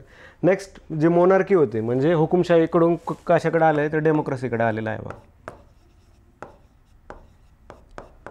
हुकुमशाहीकडून कशाकडे आलेलं आहे तर लोकशाहीकडे आपण फ्रेंच राज्यक्रांतीच्या माध्यमातून आले. हे सर्वात महत्त्वाचा चेंज आहे. म्हणजे याच्या आधीचे जे हुकुमशाही आहे त्याच्यातून लोकशाहीकडे साधारणपणे वाटचाल झालेली आहे. हे आणि मग हे तीन तर प्रिन्सिपल मी तुम्हाला सांगितले, लिबर्टी, इक्वॅलिटी, फ्रॅटर्निटी, जे समता, बंधुता, जे सगळं आहे ते पण फ्रेंच रेव्होल्यूशनमध्ये आलेलं आहे. बऱ्याच वेळा आपण फ्रेंच रेव्होल्यूशन म्हणजे तीनच गोष्टी पकडतो, जे आहे लिबर्टी म्हणजे उदारमत्वात जो आहे सगळा, त्याच्यानंतर समता जे आहे आणि बंधुभाव जे आहे. आपल्याला फ्रेंच रेव्होल्यूशन म्हणजे या तीनच गोष्टी आपण पहिल्यांदा पकडलेल्या. ऑफकोर्स ते माहीत असतं सगळ्यांना, पण आणखी आपल्याला समाजशास्त्राच्या दृष्टीने अभ्यास करताना उत्तरामध्ये या गोष्टी ॲड करणं गरजेचं आहे. हे लक्षात राहिलं पाहिजे. आणि नोट डाऊन पण करून घ्या. परत एकदा मी हे रिपीट करतो की काय की फ्रेंच रिव्होल्यूशन आपण समजून घेतोय, तर फ्रेंच रिव्होल्यूशन समजून घेताना अनेक पर्याय आहेत, पण आपण सोशोलॉजिकल थिंकर, समाजशास्त्रीय विचारवंतांच्या माध्यमातून हे समजून घेतोय. त्यांचं एक बुक आहे बघा, रॉबर्ट निस्बेट यांचं, द सोशोलॉजिकल ट्रॅडिशन. त्याच्यामध्ये काय काय पॉईंट आहेत ते आपण डिस्कस केलेत. हे तुम्ही डायरेक्टली कोट करून लिहू शकता ॲन्सर एक्झाममध्ये, की अकॉर्डिंग टू रॉबर्ट निस्बेट त्यांचं जे पुस्तक आहे सोशोलॉजिकल ट्रॅडिशन, त्याच्याप्रमाणे फ्रेंच रिव्होल्यूशन नंतर जे कोणत्या गोष्टी घडल्या तर आयडिओलॉजिकल ब्रेक लागला आहे, त्याच्यानंतर नवीन समाजाची रचना तयार होती आहे, त्याच्यानंतर व्यवसाय करण्याचं स्वातंत्र्य मिळालेलं आहे, शिक्षण राबवावं अगदी तळागाळापर्यंत याच्या सोय करण्यासाठी धोरणं राबवण्यात यायला लागलेली आहे, त्याच्यानंतर अगदी कुटुंब व्यवस्थेमध्ये बदल झालेले आहेत. म्हणजे पॅरेंटल कंट्रोल कमी झाला आहे, पालकांचा कंट्रोल कमी झाला आहे. त्यानंतर डायव्होर्स घेण्याचे अधिकार महिलांना मिळालेले आहेत, घटस्फोटाचे अधिकार मिळालेले आहेत. त्याच्यानंतर राज्यसत्ता आणि धर्मसत्ता या वेगवेगळ्या झालेल्या आहेत, दोघांनी एकमेकांमध्ये इंटरफेअर करू नये असं साधारणपणे झालेलं आहे. त्याच्यानंतर हुकुमशाहीचं जे आहे हुकुमशाहीकडून लोकशाहीकडे वाटचाल झालेली आहे. आणि बऱ्यापैकी हे जे सगळ्या गोष्टी घडतात आहे, म्हणजे त्यातलं कंट्रोल कसा आहे बघा, स्टेट धर्माचा कंट्रोल कसा असतो, त्याच्यामध्ये अनेक आयडिओलॉजिकल कन्सेप्ट्स येतात आपल्याला. ज्यावेळेस आपण राजा अकबर आहे बघा, त्याचा ज्यावेळेस आपण विचार करतो तर अकबराविषयी बऱ्याच गोष्टी आहेत. म्हणजे त्यांनी जे सगळं सुरू केलेलं धार्मिक चर्चा वेगवेगळ्या धर्मांच्या किंवा जे सगळं त्यांचं आहे त्याच्याबद्दल त्यांना असं त्यावेळेस वाटायचं की हिब्रू जे आहे गॉड्स लँग्वेज आहे, म्हणजे देवाची भाषा हिब्रू आहे आणि तशा प्रकारचे इन्फ्लुएन्सेस आहेत ऑफकोर्स. मग त्यांनी त्यावेळेस काय केलं की स्टोरी आहे त्या काळातली की एक लहान जो मुलगा आहे नुकताच जन्म झालेला, तर त्याला एका खोलीत ठेवलं, त्याची जेवणाची सगळी व्यवस्था केली, पण त्याला भाषा आणि बाकी ज्ञान किंवा बाहेर काहीच नाही, फक्त तेवढ्या खोलीमध्ये जे सगळं आहे. आणि त्यांना असं वाटलं की हा नॅचरली ज्यावेळेस मोठा होईल तर तो हिब्रू भाषेत बोलेल असं त्यांची धारणा होती. मग त्याच्यानंतर ते जे काय तेवढे वर्ष गेले, पण त्याच्यानंतर त्या मुलाचा जे आहे तो भाषा बोलू शकला नाही. ऑफकोर्स तो कोणतीच लँग्वेज गेन नव्हती केलेली आणि तो थोडंसं त्याचं जे आहे मानसिक संतुलन त्या मुलाचं त्यावेळेस, कारण की त्याचा जगाशी संपर्क चाललेला नाही, फक्त वाढ झालेली. तर अशा प्रकारचे वेगवेगळे प्रयोग, म्हणजे धर्मसंस्थेचा पगडा की राज्यसंस्थेवर किती असू शकतो याचं एक उदाहरण आहे बघा. हे साधारण अशा गोष्टी आहेत, बऱ्याच आहेत त्याच्यामध्ये. तर हे आहे, ह्याला फ्रेंच रिव्होल्यूशन, फ्रेंच राज्यक्रांती, क्रांती का म्हटलं जातं, कारण की सगळे स्ट्रक्चरल चेंजेस, म्हणजे जुनं सगळं संपलं आता नवीनच सगळं आलेलं आहे. मग ते अजून चालू आहे बघा, म्हणजे लोकशाही अजून आहे असं म्हणतात की लोकशाही इज न्यू बॉर्न चाइल्ड, अजून किती वर्ष आणि त्याच्यानंतरची रचना काय असेल ती पण एक वेगळी आणि अभ्यासकांच्या दृष्टीने महत्त्वाचा विषय आहे बघा. हे साधारण फ्रेंच रिव्होल्यूशन होते. फ्रेंच रिव्होल्यूशनबद्दल आपण बोललो. हे कळालं म्हणजे आधुनिकता आणि सामाजिक बदल, की समाजशास्त्र ही शाखा उदयास येण्यासाठी किंवा बाकीच्या सगळ्या ज्या गोष्टी आहेत त्याच्यासाठीचे कंटेस्टमध्ये आपण पाहतोय बघा. मागं पण पाहिलं की आपण इतिहासात जाऊन या शाखेचे मूळ शोधण्याचा प्रयत्न करतो की समाजशास्त्राचा उगम कसा आहे, कुठे आहे, काय आहे आणि ते कशाप्रकारे सगळं झालेलं आहे त्याच्यामध्ये. आणि मग ती सुरुवात करताना आपण कशी केली आहे तर त्यातले बदल पाहण्याचा प्रयत्न केला आहे त्या काळातले. मग त्या काळातले पहिल्यांदा आपण काय पाहिलं तर वैज्ञानिक क्रांती पाहिली. वैज्ञानिक क्रांतीमध्ये वेगवेगळे वैज्ञानिक पाहिले, त्यांनी लावलेले शोध पाहिले, त्याचे होणारे परिणाम पाहिले. त्याच्यानंतर राज्यव्यवस्थेचं जे फ्रेंच राज्यक्रांतीतून जे जगभरात सगळं गेलेलं आहे ते आपण पाहिलं. ही जी चर्चा आहे आत्ताची ही रॉबर्ट निस्बेट यांच्या या बुकमधून आपण केलेली आहे बघा, द सोशिओलॉजिकल ट्रॅडिशनमधून. नेक्स्ट जे आहे तो महत्त्वाचा बदल म्हणजे औद्योगिक क्रांती. तिसरा आपल्या सिलेबसच्या दृष्टीने महत्त्वाचा पॉईंट.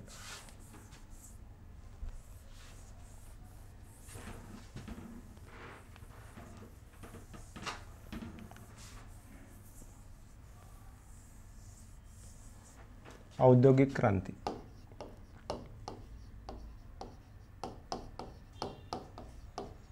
अगेन क्रांतीच आहे बघा, म्हणजे रिव्हॉल्युशनच आहे, इंडस्ट्रियल रिव्हॉल्युशन आपण जे म्हणतो.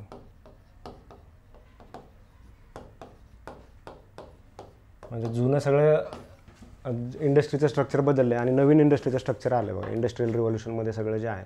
औद्योगिक क्रांतीमध्ये म्हणजे अगदी तुम्ही पहा शेती आणि शेतीशी रिलेटेड जे उद्योग होते हातावर जे आहे कापडाचे जे सगळे आहे शेती आणि शेतीशी जे रिलेटेड आहे त्यात बदल होऊन साधारणपणे नवीन प्रकारची इंडस्ट्री म्हणजे मेकॅनिकल जे आहे त्या नवीन इंडस्ट्रीचा शोध लागला आहे. इंडस्ट्री बेस व्हायला लागलेले आहेत आणि त्याच्यात अनेक गोष्टी आहेत बघा त्याच्यामध्ये. फर्स्ट आहे बघा मशीन्सचा शोध लागलेला आहे. वेगवेगळ्या मशीन्स म्हणजे मशीन हे पहिल्यापासून आहे, मशीन्सची रचना पहिल्यापासून आहे. म्हणजे इवन चाक हे एक मशीन आहे, म्हणजे शोध लागतच आलेत. पण या काळात काय झाले की इतके मेजर इंडस्ट्रीमध्ये चेंज झाले आहेत की मास प्रोडक्शनची कल्पना नवीन आलेली आहे. मास प्रोडक्शन आता जगभरात होतं बघा. मास प्रोडक्शन म्हणजे अगदी फोर्ड यांचा जो कन्व्हेअर बेल्ट जो आहे तो कन्व्हेअर बेल्टमध्ये सगळं जे मासमध्ये प्रोडक्शन करायचं. मग हे सगळं होत असताना काय झालं मास प्रोडक्शन इंडस्ट्रियल बदल रिव्होल्युशन व्हायला लागले आणि जे कामगार आहेत म्हणजे त्या कामगारांचं मग मायग्रेशन व्हायला लागले कारण की जॉबचे रिक्वायरमेंट. म्हणजे अगदी तुम्ही मुंबईला पाहाल तर लालबाग परळ बघा त्याच्यामध्ये आहे सगळं ते गिरणी कामगारांचा संघर्ष. म्हणजे कामगार कुठे आहे तर महाराष्ट्राच्या खेडोपाडीतून त्यावेळेस आलेली लोक तिथे येऊन राहायला लागली होती बघा. गिरगावचा जो सगळा आहे आणि त्याच्यानंतरच्या चळवळी महाराष्ट्राच्या बाबतीत आपण विचार. तशाच प्रकारे त्याच्या आधी म्हणजे युरोपामध्ये इंडस्ट्री लंडन वगैरे जे आहे त्या साईडला मोठमोठ्या कंपन्या आलेल्या आहेत आणि त्या कंपन्यांमध्ये आता कामगारांची गरज निर्माण झालेली आहे आणि कामगारांचा हा नवीन वर्ग तयार होतो. म्हणजे आधी हा सगळा वर्ग साधारणपणे फ्युडल म्हणजे सरंजामी व्यवस्थेत होता जे की शेती आणि शेतीशी रिलेटेड व्यवसायामध्ये लोक होती तिथे ते जगणं होतं. आणि आता ते जगणं बदलून नवीन एक औद्योगिक वर्गच तयार झाला. म्हणजे नवीन एक औद्योगिक साधारणपणे जे सगळा इंडस्ट्रियल याच्यातून जो सोसायटीचा म्हणजे कामगार वर्गाचा नवीन उदय झालेला आहे. म्हणजे अनेक लोक नोकरीच्या शोधात आता शहरांकडे आलेत आणि त्या कंपन्यांमध्ये काम करायला लागलेले जे सगळं मायग्रेशन जे आहे त्यावेळेस व्हायला लागलेलं आहे. आणि त्याच्यातून हा नवीन एक क्लास आलेला आहे ज्याला आपण इंडस्ट्रियल लेबर्स जे आहे. म्हणजे तीन गोष्टी आहेत तुम्हाला पुढे येतीलच श्रमिक आणि जे आहे लेबरर्स आणि साधारण संयोजक जे आपण मानलं जातं. म्हणजे लँड लेबर कॅपिटल हे जे सगळे इकॉनॉमीमध्ये पण आहे ना आपल्याला पण आहे. लँड लेबर कॅपिटल आहे जमीन आहे त्याच्यानंतर श्रम आहेत आणि कॅपिटल जे आहे म्हणजे भांडवल आहे. तर ह्याच्यामध्ये लँड आणि भांडवल असणारे लोक जे आहे जे मीन्स ऑफ प्रोडक्शन आहे ज्याच्या माध्यमातून उत्पादन घडवलं जातं त्या गोष्टींमध्ये ह्या दोन गोष्टी मेजरली येतात. म्हणजे आधी तुम्हाला भांडवल लागतं जागा लागते आणि एक संयोजन म्हणजे ज्याला आपण एंटरप्रेनर म्हणतो. म्हणजे हे तीन गोष्टी आहेत. ह्या तीन गोष्टी जुळून आल्यानंतर जे नवीन प्रोडक्शन करायचं आहे त्याच्यासाठी मग श्रम लागतात आणि श्रमिक लागतात मग लेबरर्स. आणि अशा लेबरर्सचा हा राईजचा काळ आहे बघा. परत एकदा सांगतो महत्त्वाची गोष्ट आहे बघा. उत्पादनाचं जे आहे म्हणजे या इंडस्ट्री तयार होत राहते इंडस्ट्री तयार व्हायला लागल्यात. इंडस्ट्री तयार होण्यासाठी कोणत्या गोष्टींची गरज असते. एकतर तुम्हाला लँड लागते दुसरी लेबर लागते. आत्ताचं सोडा म्हणजे वर्क फ्रॉम होम किंवा सर्व्हिस बेस्ड इंडस्ट्रीचा विचार सोडता आपण त्या काळातल्या इंडस्ट्रीबद्दल बोलतो. लँड लागते तुम्हाला लेबर लागतं आणि कॅपिटल. त्यातलं लँड आणि कॅपिटल जे ओन करतात ज्यांच्या मालकीचे जमीन आणि भांडवल आहे ते साधारणपणे मीन्स ऑफ प्रोडक्शन म्हणजे उत्पादन करण्याची साधनांची जी मालकी आहे ती काही लोक होती त्याला आपण बुर्जवा म्हणतो ज्यांच्या किंवा भांडवलदार कॅपिटल ओन करतात. आणि त्याच्यानंतर त्यांच्या इथं श्रम देणारा जो श्रमिक आहे त्यांचा एक नवीन वर्ग तयार. ह्याच्या आधी ही रचना नव्हती, पण ह्याच्या आधी सरंजामी होती.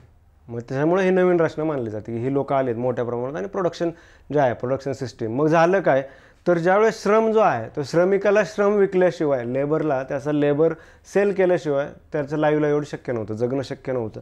त्याच्यामुळं काय झालं की तो श्रमाची किंमत जी आहे ती श्रमाची किंमत अनेक लेबर आल्यामुळे ती श्रमाची किंमत कमी झालेली आहे. आणि कमी झालेल्या श्रमाच्या किमतीमुळं जे मीन्स ऑफ प्रोडक्शन होल्ड करतात, म्हणजे ज्यांच्या मालकीची उत्पादनाची साधनं आहे, अशा लोकांनी शोषण करण्यास सुरुवात केलेली आहे. कुणाची? श्रमिकांची, की कमीत कमी लेबरमध्ये जास्तीत जास्त आउटपुट घ्यायचं. आणि त्याच्यानंतर मग हा गरिबीचा जो सगळा झालेला आहे, म्हणजे स्लम, झोपडपट्टी. कशासाठी? झोपडपट्टी हे उदाहरणच आहे की शोषणाचं उदाहरण आहे. का तयार होते? जर श्रमाचा वाटा तेवढ्या प्रमाणात नाही मिळाला तर त्याचे साईड इफेक्ट्स आहेत बघा. त्याच्यामुळे हे सगळे प्रॉब्लेम्स आहेत, सोसायटल सामाजिक प्रॉब्लेम्स, याच्यावर बरीच चर्चा आहे. करंट अफेअर्समध्ये पण येते की प्रत्येक भारतातल्या किंवा एकदम आपण पुणे, मुंबई, नाशिक, नागपूर जे सगळं आहे तिथल्या प्रत्येक स्लमचा हा वेगळा समाजशास्त्रीय अभ्यास होऊ शकतो. हा समाजाचा प्रॉब्लेम हे क्रिएट का झाले, वेल्थचं डिस्ट्रीब्युशन नक्की, संपत्तीचं जे सगळं वितरण आहे ते नक्की कशा प्रकारचं होतं, ह्याच्याबद्दलची आपण याच्यातून चर्चा करू शकतो या माध्यमातून.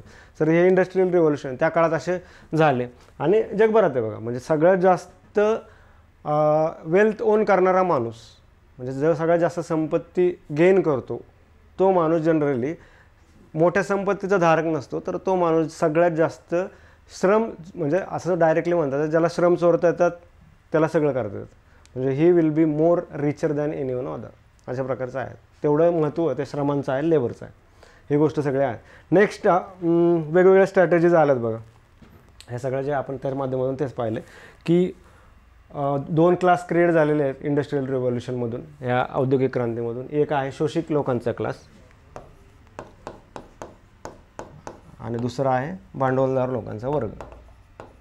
म्हणजे याच्या आधीची रचना बदलली बघा. जे सरंजामी फ्युडल स्ट्रक्चर होतं, राजा असं, त्याच्यानंतर तेव्हा रिलेटेड जे सगळं फ्युडल आहे, सरंजामी व्यवस्था आहे, ते बदलून आता नवीन आलेत काय, भांडवलदार आणि शोषिक.